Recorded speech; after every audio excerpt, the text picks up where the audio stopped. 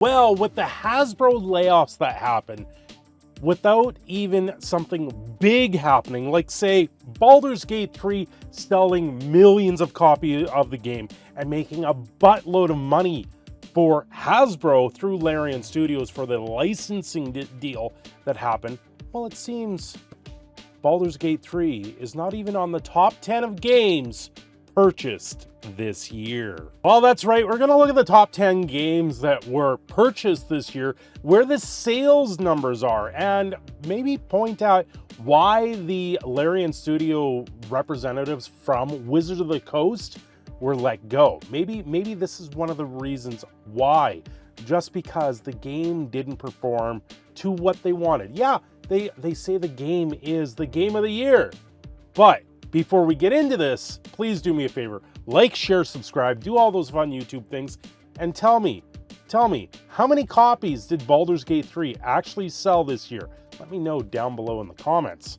Anyway, 3 out of the top 10 games this year are owned by Activision Blizzard. That's something very special, I think, in itself. Through everything Activision Blizzard has gone through this year with the acquisition from Microsoft, the fact that they've had 3 of the top 10 games is, not unheard of by Activision Blizzard. I think Diablo 4 being up there is one of them, but it's very interesting to see with their mire. But it seems Activision, I guess, has to be doing something right if they're able to market and get the game out there for them to be sold.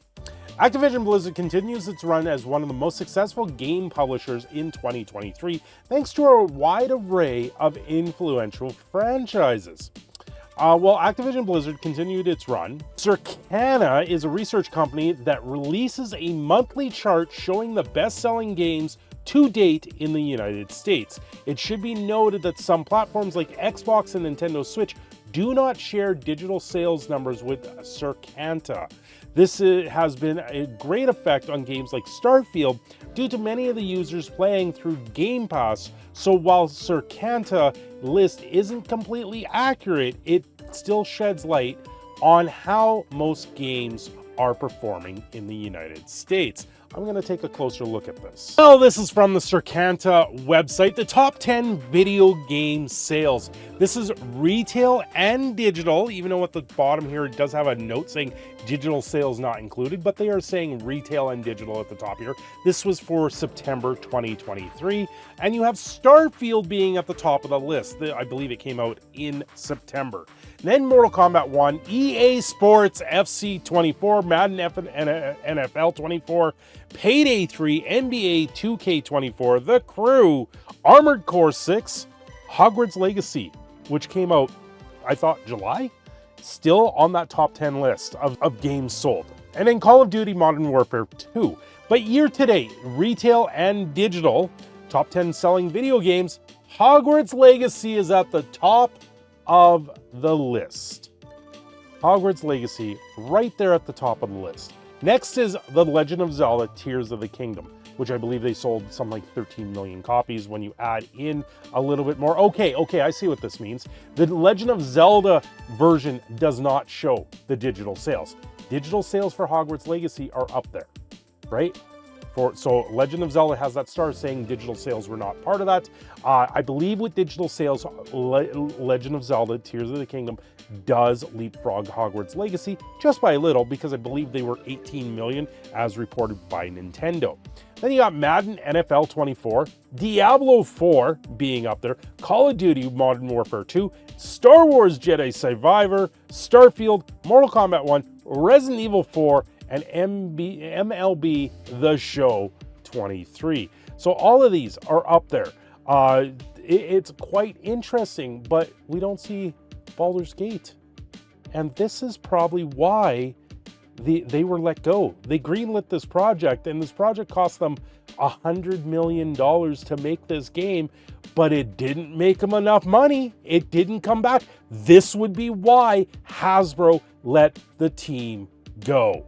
They didn't make enough money, straight through and through. Now, I know all of you are sitting there screaming at me right now going, Baldur's Gate sold 22 million copies. First off, we go to The Gamer, where they have reported, Baldur's Gate was reported that 40% sales rise in digital revenue for Hasbro. So that's on 2022 sales for Wizards of the Coast digital games. If you go to the Hasbro reports back at that time, you have Wizards of the Coast and digital gaming segment, which had an operating profit of $538 million.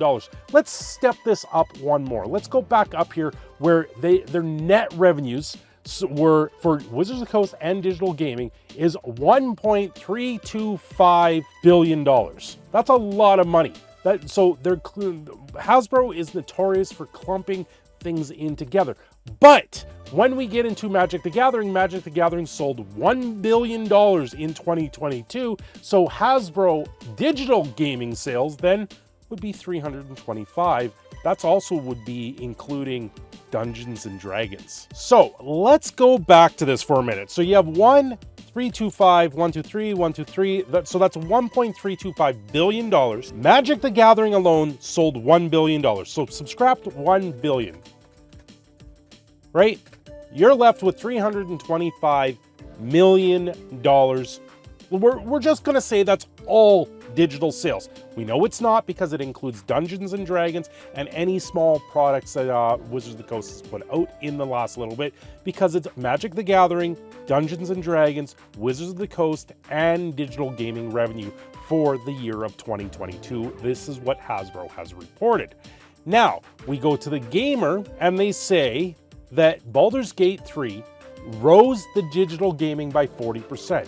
So if we rose $325 million by 40% alone, so if we times this by 0.4, that is the sales numbers for Baldur's Gate. So quite simply, we will take the calculator and we will times 325 by 0.4, right? That gives us $130 million. That's what Baldur's Gate 3 made for Hasbro. They put in $100 million, so Baldur's Gate 3 approximately made $30 million. That's not a good return on investment at all. That is absolutely horrendous. Now, we do need to take in effect here that it was Larian Studios that put it out there and not Hasbro. So the money might be split between the couple companies and a couple things here. And Hasbro, I'm going to ballpark this because of the open gaming license where they were trying to get 25%. Let's just go across the board and do the Google Pay of 30% revenue for the game. 30% licensing fee going to Hasbro, right? That means that at $60 USD a pop, Hasbro is gaining approximately $18 per sale of the game. So simply 60 times 0.3. That's $18. Take $130 million and divide by 18, right? That's 7.2 million copies. This is probably pretty accurate because at 30% is generally what we're seeing across the board for a lot of these things. 7.2 million, that's probably pretty close to what was actually sold of the game. That revenue down. Say Hasbro only gets 10% of the revenue off the game. So that's $6 per game. So that's now $130 million divided by $6 is 22 million copies of the game.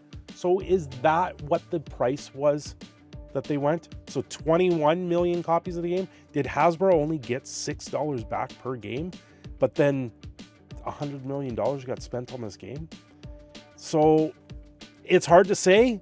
I don't know where the true definition is, but I'm going to guess that's where these numbers are estimated from. Now, a couple things here. If Hasbro only made 10% per game, that's an absolutely horrendous amount of money they left on the table, and one of the reasons why they would have fired everyone involved. That straight up, you sell a game that you know is going to do well, the licensing for it for 10% of the revenue, that's absolutely dreadful. They owned E1 and they bought them for like $7 billion and then they sold it for half $500 million. Like, they've done some really poor mismanagement with their money. So I wouldn't be surprised if that's where it is. So is that really where the number is? Well, when you go back to the .esports thing, to their version of it. They've got the Steam BD info here, and they estimate the game anywhere from 5 million copies of the game was sold with Play Tracker, all the way up to 27 million copies were sold with Steam Spy. And at the time of them writing this, they were using the Steam Spy stats, right? That is on the extreme high end, so I do not believe 27 million copies of the game has sold. You could estimate 13 to 14 million copies. I guess Hogwarts is 15 million plus, quite easily, and then the Play Tracker at 5 million copies. Now, did they do 30%? Did they do 25%? I would guess it's probably close to 22 to 25% for the licensing fee of this, or they were just paid out a fee straight through and through, and then we just throw everything out the window and say none of this matters, and we go, you say the lowest number of copies of games are being sold. Someone knows out there, and it would be very interesting for this to come out, and so we can all know what the true numbers were. But the numbers are not good if Hasbro completely axed the department. Have yourselves a great day. I've been your proud Canadian Phoenix Cineshadow. I'm signing off here. And don't forget to like and subscribe.